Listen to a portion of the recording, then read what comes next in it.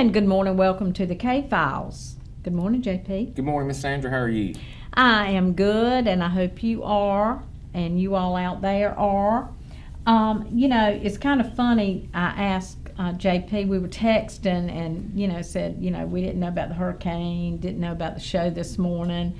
You never know. And so I said, well, you have to drive a little bit further than I do because JP has to drive from Middlesex. So I said, if you don't want to come, I totally understand. And he said, no, it's just another day for me because I'm thinking, oh, wow, he was a state patrol. Yeah, I walked in it every year. Highway patrol. He was on the road. He had to be on the road. So anyway, that was kind of,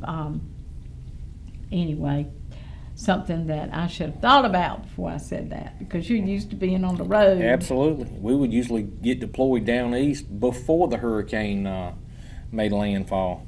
Well, it wasn't bad driving in this morning. Not at all. It really wasn't, but you still have to watch for hydroplaning. I mean, you will hydroplane in a minute. I mean, standing water on the roads, common sense should tell people, and I know you saw this a lot over the years, but people just fly. Yeah. And it's pouring down rain or it's water everywhere, and they just fly. I saw a vehicle at the Momire exit into Woodline, eastbound. I guarantee you, hydroplane. Yeah. Into the Woodline. Absolutely. You'd see it. People think they can continue to drive 70, 80, 90 miles an hour in heavy rain, and I know. You can't do it. No. You cannot do it. You cannot. Good tires, new tires are worn. I mean, you just can't. You hit a puddle of water and you're going to lose control of that vehicle every time. Mm-hmm. We had a bank robbery in town here, PNC Bank, on Bienvenue Road. Did you hear about that? I did not. Listen at this now. We had a bank robbery last week. He robbed the bank and apparently had a getaway car. Female driving the getaway car. And it was on another road. I guess he was going to run over to that road when he was finished and get in the car and go. Well, he did that, and they stopped. They did find the car. It was a stolen car, of course. Just goes on and on. But anyway, stolen car. So apparently they discover the car. They find the car, law enforcement. They pull the car over. He jumps out and runs. Can't find him nowhere. Pull him over. Pull the car over. Guess what, folks? Female driving the car had 5 kids in the back seat.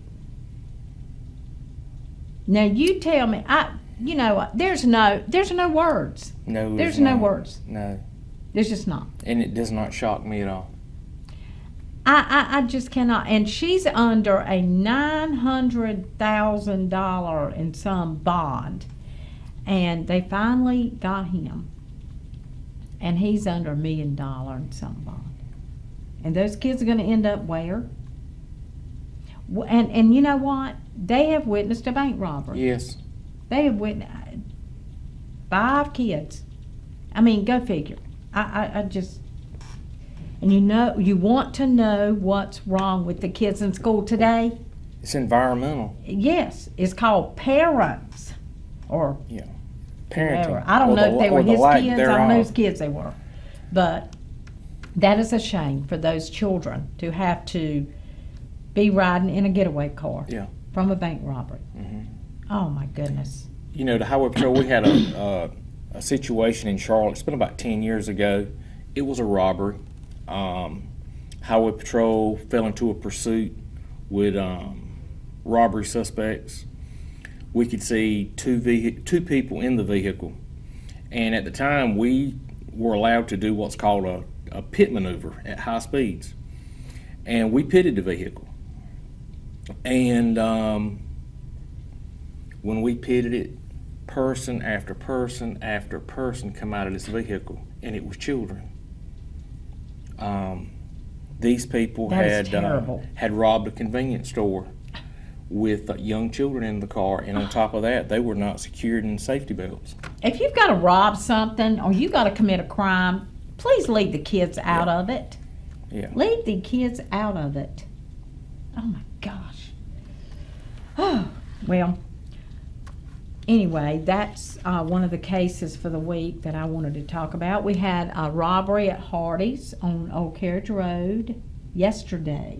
And All day long. And I'm gonna make a jab now, okay? Okay. And everybody's got their own opinion about it. People worried about a casino, and this is just my 2 cents worth, okay? And you've got this going on. Yeah. I guarantee you call Rocky Mount and find out what the crime rate is at the local Walmart. Call Wilson. Yeah. Call Raleigh. Call Knight. Find out what the crime rate is. What crimes are going on at your local Walmart, at your local Dollar General, at your local convenience store. Folks, the crime's already here. And it's not, and it's not just here. It's everywhere. It's everywhere. So to fall into the trickery of thinking a casino is going to draw more crime. I looked at the stats for the casino in Danville. They've had about 12 crimes reported. About 12 in 60 days. Every one of them was a larceny. And believe it or not, it stemmed from elderly people getting up from a slot and forgetting to take their cash ticket. They left it behind. So they filed a report. Yes. In other words, no violent crime reported. None. 0 violent crime reported. Right. It was all larceny related, mostly from where people had left items behind Right. inside the casino. And I'm sure they do that, and I'm sure there are people that do lurk around the I'm sure. casino. No just doubt in my mind. For that. I mean, they've learned that, Yeah. hey, people leaving things, I'm going to go get it. Yeah. But no, well, that's interesting. No violent crime. None. So, you know, I don't know. And good and bad, and it's like I've told you off camera.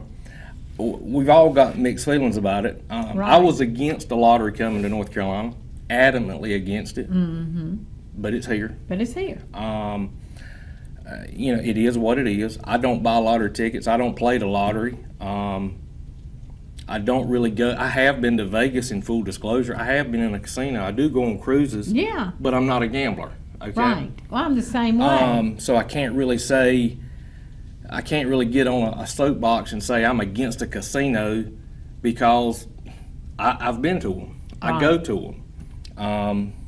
But now again, I'm glad it ain't coming to the road or being discussed coming to the road that I live on.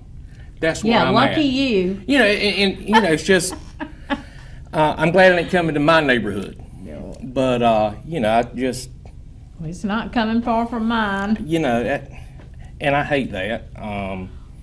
But you know, I still say, I was talking about this morning, there are a lot of restaurants that have not been coming. We thought we were getting, and we just couldn't bring the fish in. Yeah. So now they say these restaurants are going to come now. They're going to come. The outlet mall that we've been talking about, can't pull it in. We can't get it. The Bass Pro Shop, we can't get it. Will they come now? Hey, I bet those outlets will come now. But does your average, and again, I'm playing devil's advocate, does Bass Pro Shop pay $50,000 a year plus benefits and insurance to its employees? I'm going to say they don't. I wouldn't think so. I wouldn't think so. So, you know, and then I had somebody say yesterday, you know, there's so many mixed emotions. It is. One of them said, well, this is not local people. They're going to take the money back somewhere else. The money's not going to stay in the community. They're going to take the money back somewhere else. I said, well, you know. Do you mean winnings? Well, what they're saying is the owners are not local. I said, well, you're not going to find a local person that's going to own a casino. Right. You know, so some of the comments are just kind of, you know, you got to know the facts. I'm telling everybody, just do your research. Yeah. Don't just listen to what people say. Yeah. Just do your research. But now, all of the landowners are saying, you know, we didn't know it was going to be a casino. We had no idea. We wouldn't have done it. We wouldn't have given an option on the land. But they're going to have to, I understand they're voting on the 11th. Week after next is going to be the vote. You mean It's the going to be legislature? in the budget. Yeah. They're going to vote on the budget week after next, and it's in the budget. Yeah. So, I see anyway. I see it passing. I see The it legislature, passing. I mean, I do. I do see it coming. I'm not gonna say it's gonna come to Nash. I'm not gonna say it's coming to Wilson. I do believe it's coming Right. to Nash or Wilson County. I will say that. Right. You know, I think it's a done deal for this area. Well, if we don't take it, I think Wilson's going to say, hey, bring it on. You know, other communities are saying that, Yeah. are telling them that. Hey, we'll take it because they need something. Like we need a shot in the arm. I mean, we really do. We need something. So, anyway, enough of that. We're here to talk about crime today, aren't we? So, where are we? We might as well take a break. We won't get into, but let's see where we are from last week. Well, now I have my book kind of thumb marked at 6/8/16, the page of James Graham. I believe we talked about Alcindor Wardrick. I believe we talked about that case. He was the gentleman that was in the wheelchair. Yes, we did. Um, So I think this is actually the page that we were working off of. Okay. I saw where this case from December 24th, 2016, the quadruple homicide was highlighted this past week online. So we Okay. could talk about it when we come back. Okay. Yeah, that'll be good. We'll do that. We'll be right back right after these messages. And welcome back. We are going to start going over our cases this morning. I'll let you get started. JP? This is a case from December 24th, 2016. Tammy Pierce, Shelby Outland, Paul Pierce, and Nicole Privet. Again, this case is from December 24th, 2016, Christmas Eve. Police responded to a welfare check on Banks Lane in Wilson. Upon arriving, they found that all 4 of these victims had been shot, killed at the residence. I actually spoke with a private investigator who one of the family members apparently has retained in this case to kind of help garner leads and things like that. He is a retired investigator or detective with Wilson County Sheriff's Office, and I had told you that he wants to come on. We want him to. Yes, and I told him get his stuff together. We'll get some dates, but he wants to come on and talk about this case, and That'll be exciting. that'll be something to tune in and watch. Yes, Because he's absolutely. been working it for, 2016, he's been working it for years. But he is saying that they're close to making, charges, but they need help from the public to tie together a few loose ends. The Sheriff's Department, Police Department, they're all close on a lot of things. He's close, but they still need just a little bit more information to kind of, for some things to kind of fall in line on this particular They case. need the information to push them over the finish line. That's right. And there's no need to bring charges in a case if it's not strong enough Yes. to get a conviction, because all you've done is wasted that time, wasted that effort, because it's easy to bring charges, but beyond a reasonable doubt in that conviction, you don't want that suspect to walk after you've charged him, because Absolutely. you can never charge him again. Yes. Not for that. That's right. Not for that. They could stand up and say, "Ha ha, I did it," Yeah. and Absolutely. you could not charge him again. Well, we definitely would entertain having him on, and it would be a very interesting program. Yeah. I've always wanted to know about this case because quadruple homicide, it's pretty, It's bad. And you know, we see a lot of these crimes happen near the holidays. Like this one was Christmas Eve. There's several in here that were Thanksgiving, Christmas Eve, New Year's Eve. You know, it makes you wonder what was going on here in one of their lives. Because I don't think this is random. Okay? No, it don't sound random to me. I just don't. For a Christmas Eve quadruple homicide. Mm-hmm. Well, hopefully we'll have more information to share with you about this case coming up. Okay? We want to move on to the next one. Okay. Let's see. We are at Orlando Flowers. This case is from February 5th, 2017. Orlando Flowers was leaving a residence at 811 Arlington Street in Rocky Mount after watching the Super Bowl with some friends. When he exited the residence, he was shot several times and killed in front of the residence. Again, that was at 811 Arlington Street in Rocky Mount. Super Bowl Sunday. And I remember when Linda was here, he talked about there's a girlfriend involved. There's a girlfriend in the middle of this. Was she there? I don't remember. It we'll just says have that there were some friends there. Right. So there were And- witnesses. Yes.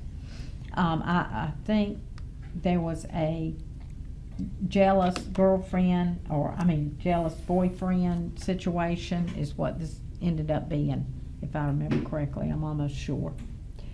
So, anyway, if anybody knows anything about Orlando Flowers, it happened February of 17, 811 Arlington Street. You know where that is in Rocky Mount. Please come forward. Don't forget, $15,000 is in the pot, and we pay cash money. That cash will buy you groceries. It'll buy you some whatever you want. It'll buy gas, all kinds of things. So that's a lot of money. So it's up to $15,000. Without, we don't. It's not upon conviction. It is upon arrest. So very easy to collect. In a couple of days, you'll have your money. It's completely anonymous. I mean, that's as plain as I can put it. Completely anonymous. I will not know. JP will not know who you are, but please call the number on the screen, or you can call Rocky Mount Police Department. That's who this case belongs to. You can call the Crime Stoppers 977-1111, or you can also do there you go right there on your screen, or you can do the text to tip, which if you can put that up, Pernell, I'd appreciate the text to tip so everybody can see the number for that. There it is, 274-637. All right, so many ways for you to get in touch with the authorities if you have any information, and we would appreciate your help. The family would appreciate your help, because we're trying to bring closure to families is what we're trying to do. So, And put some money in your pocket in the meantime. absolutely. This next case, Brian Tariq Freeman. Brian Tariq Freeman. This case is from January 18th, 2014. I don't remember this one before. I don't think recall. This is a new one. I think it is as well. Brian Freeman, 15, was killed while walking to a friend's house on the 700 block of Highland Avenue in Rocky Mount around midnight. When Rocky Mount police arrived, they found Brian laying in a yard at the corner of Highland and Woodland Avenue. EMS was on scene and advised that he had passed away. A 14-year-old juvenile was with Brian as he was walking and stated that a brown or tan Toyota Camry had driven by them and the occupant started firing shots. 15 years old, walking to a friend's house. Mm-hmm.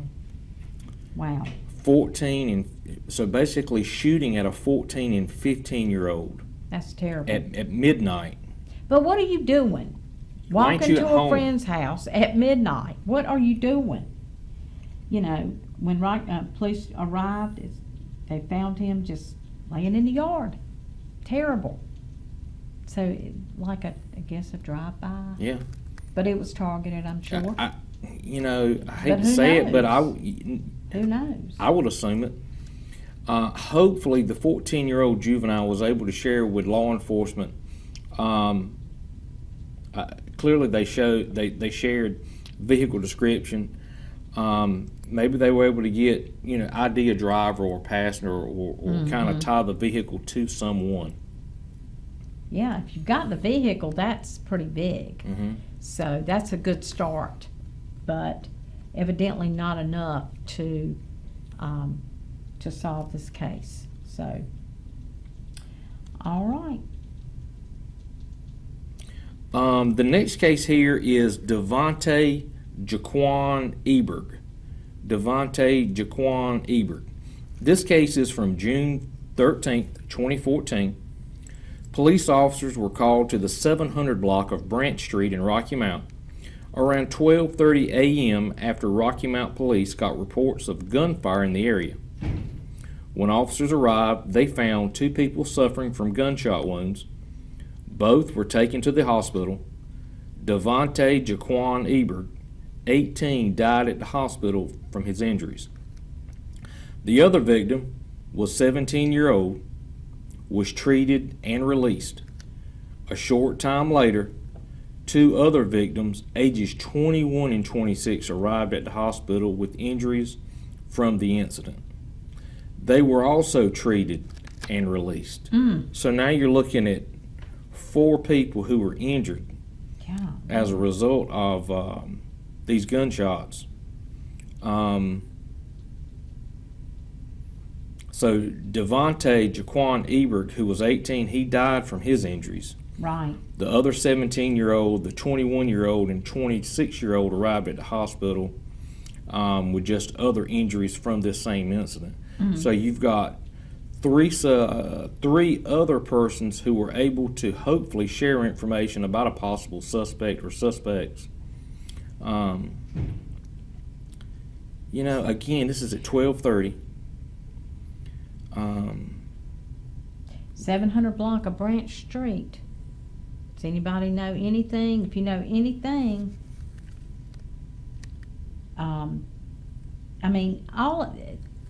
something like this is just going to be targeted, isn't it? Yeah, because this is the summertime. It's June 13th. I worked South Rocky Mount when I worked at the sheriff's office. It seems like all of these cases, midnight, 1 a.m., 2 a.m., I don't recall there being a lot of traffic in South Rocky Mount. Right.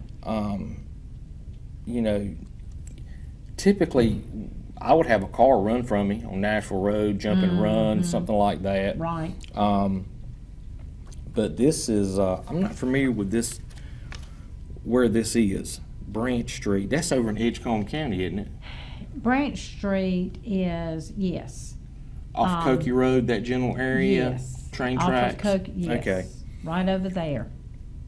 Like 3 streets over from where the crime happened with the, at the Convenient Mart that we talk about so much.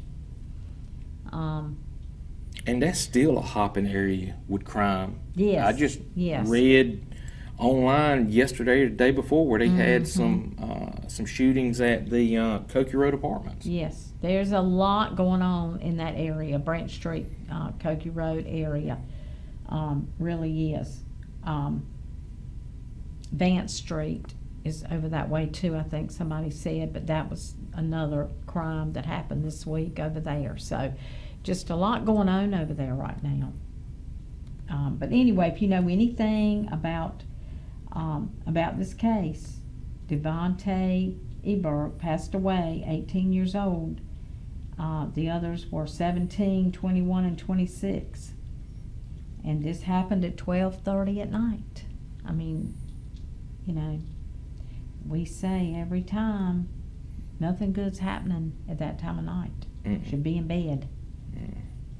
But anyway, if you know anything, call the numbers and collect some money. Collect some cash. We have fundraisers to keep the pot refurbished and this replenished, and because we want to pay you. We want to pay out. We want the tips. We want closure for families. We want to get people off the street. So, you know, these people that are still out there, think about it. These people that are still out there, they could get your family next. They could. I mean, it could be you next because they're still out there. And it's no telling how many crimes they've committed since this. The same people. I mean, yeah. I'm of the opinion the same group of people. This is not just all random people doing one crime and they Right. disappear. It's typically the same group Yep. of people. A vicious cycle. And they just, that you know, they spread that activity. Yeah, absolutely. And until you get them off the street, until you get them behind bars, they're going to continue to wreak havoc in these neighborhoods. And I know you want to make your neighborhood safer. I know everybody wants to make their neighborhood safer. So if you know anything, if you were a neighbor, a friend, if you knew these people and you say, I just can't rat them out because I'm scared. Yeah. Nobody's going to know who you are. They're not going to know. So, and this happened back in 2014. I mean, that's a ways back, but I know somebody knows because somebody knows about every crime in this book. Mhm. So, well, we might as well take our break before we get started into Julius Lee Brinson. We'll do that case right after this. Okay, welcome back to the K-Files. We're going to go to Julius Lee Brinson. Yeah, this case here is from August 17th, 2014. Julius Lee Brinson. Around 9:45 p.m., Halifax County deputies responded to 52 Verna Lane, Enfield, regarding to a shooting incident. After arriving, deputies located Mr. Julius Lee Brinson just inside the doorway, deceased from an apparent gunshot wound. The information provided at the time of the incident was that 4 unidentified black males had kicked the door into the residence to rob the occupants of the home. So based on that, it sounds like there were other people that may have been there when the door was kicked in that may have witnessed this. But again, Mr. Julius Lee Brinson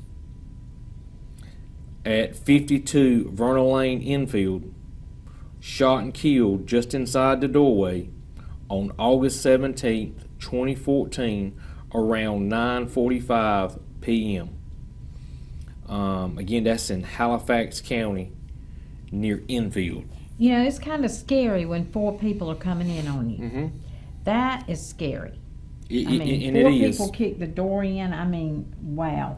And I've said it here before, time and time again, there's not many things that scare me or concern. My biggest fear is a home invasion. Oh, me too. Me too. That is just Regardless if I'm at home alone or if my entire family's there and everybody's in a different room. right. My biggest fear is a home invasion. Exactly. It doesn't matter if one Awful. person's coming in or if 5 come in. That's exactly right. Yes. So, if you know anything about this, Julius Lee Brinson was killed, and it sounds like this was a home invasion, Mhm. right? That's what it sounds like to me too. So, anyway, if you know anything about it, you can collect some cash. There's, well, we wouldn't do text to tip on this one, but it's an Enfield case, which is Halifax County. If you know anything about it, please come forward.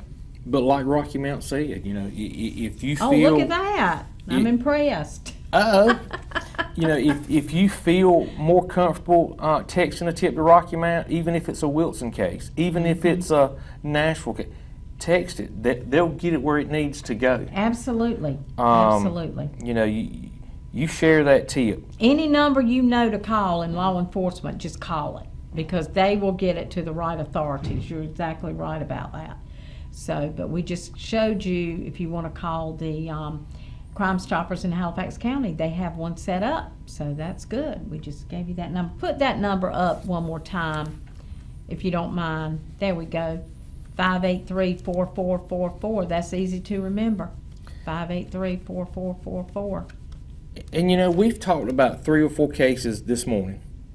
And I just want folks to take a moment and think, if you had cameras at any of these locations, like at my home, I have them inside and outside my home on a 7-day loop. Mm-hmm.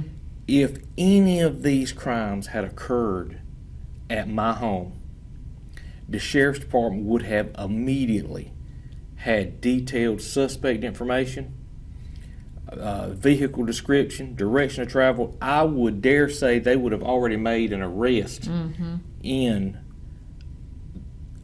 a such case. Please consider spending Yes. $1,000. The investment Yes. could be life-changing. That's right. It could save your life. You can. And it could help bring these people to justice almost immediately. And it's undisputable evidence in court. I mean, yes, they are such a much-needed thing, and we have alarm systems at my house and cameras, but does it deter someone from coming? I would argue it does. I think it does. You stop and think, if you're a crook or a criminal, and you're a seasoned criminal, I guarantee you're looking at the corner of eaves and overhangs looking for a camera system. But my point is, though, I see all of these cases online, and there are camera shots. These They got the pictures cameras are hid. from cameras. They're hid. So evidently they are so hidden that they don't. Because I'm that's- thinking to myself, well, they're going anyway. The people committed this crime knowing this is a picture from a camera. Yeah. When you turn in my driveway, I've got a sign that's like this big that says basically "smile," because you're on camera. Oh, really? And it from the road, looking at my residence, clearly at every corner, I've got 16 cameras around the outside perimeter of my farm. If you drive by my house, I've got you on camera. If you pull into my driveway, I've got your car and your tag on camera. If you come to my front door and you speak, I've got your voice and I've got a picture of you. Wow. And look, $1,000. It's a lot of money, but in the big scheme of things, it's nothing. In the grand scheme of things, that is not a lot of money. You'd be I'm surprised how many people, my phone will vibrate if somebody comes up my driveway. You'll be surprised how many shady looking people have been to my house, get out, and they do what I call the look around. Oh, They're looking really? around, which lets you know they're trying to gauge the situation. Oh, yeah, sure. And they'll look up Staking and it they'll out. see a camera. And they will get in that car and they'll leave. But I would not want hidden cameras. I don't want mine are not hidden. them to see. So I don't know why you would want Yeah, mine are them not out. to see your cameras. Yeah. Mm. You know, because I want them to leave That's right. and have second thoughts. You know, but I see all these videos with cameras. I'm thinking, you idiot. You Yeah. know. A lot of times these people are going in and putting these small, what I call a dome camera, up in their porch area, or it's from a doorbell. Okay? Well, the bad guy doesn't know there's a camera there until he's about to press the doorbell, or he comes up on your porch and motion detects it. Okay? A lot of times they're already committed at that point. Yeah. I like the old school cameras that clearly when you turn in a driveway, you realize I've just been seen. Because now I believe that's going to deter them. Yeah. Oh, yeah. I do. Well, we've got time for one more case, but I think we're going to save this one until I'm going to try to get some more information on this. We've talked about this case so many times, this next case. Yeah, we talked about it the other day when I believe it was when J.T. Winstead and the Chief Amos was here.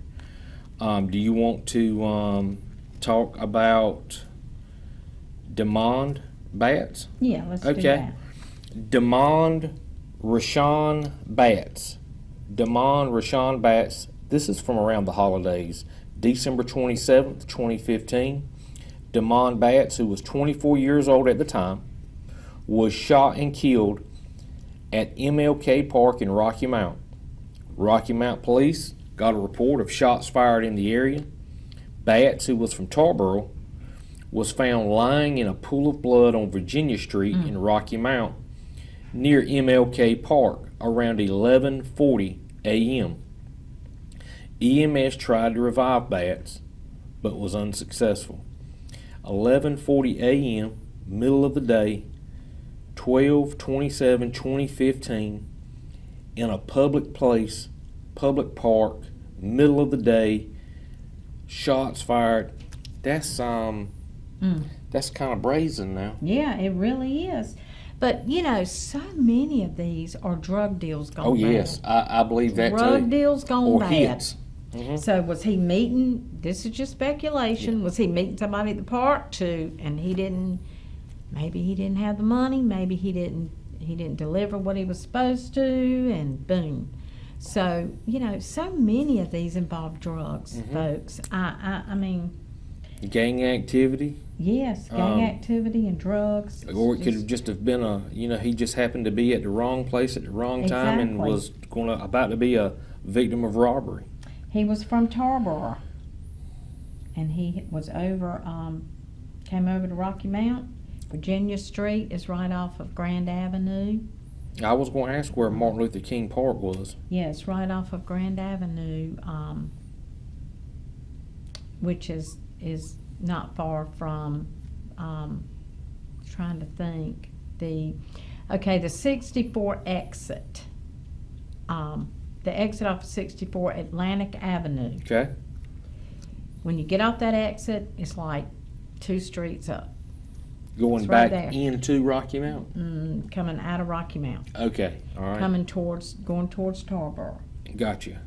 It's right off the Atlantic Avenue exit. But anyway, if anybody knows anything about Demond Rashawn Batts, 24 years old, lost his life.